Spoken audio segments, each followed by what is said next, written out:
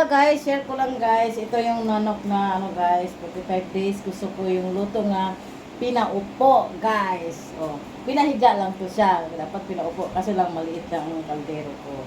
Tara guys, itong tiplahin ko na siya guys. Una nilagyan ko ng tanglad siya guys. Tapos lagyan mo ng magic sarap. Yan, magic sarap.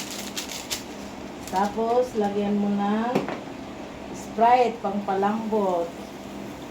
Palambot siya, guys. Masarap kasi lagyan ng Sprite.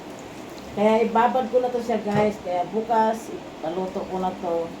Tapos lagyan na tong paminta. Lagyan mo ng toyo. Yan, guys, toyo. Oh. Toyo, tsaka suka. Lagyan mo rin suka siya guys. Ayan. Para sa'yo kung depende kung maraming suka o konti lang. Sa akin konti lang. Saka nara sa'yo kung lagyan ng bitsin. Sa akin lagyan ko ng bitsin para malasa. Ayan guys. Dalawang magic sarap kasi aron masarap talaga siya. Kaya ayan guys. Paminta. Nasa iyo, lagyan ng asin, konti.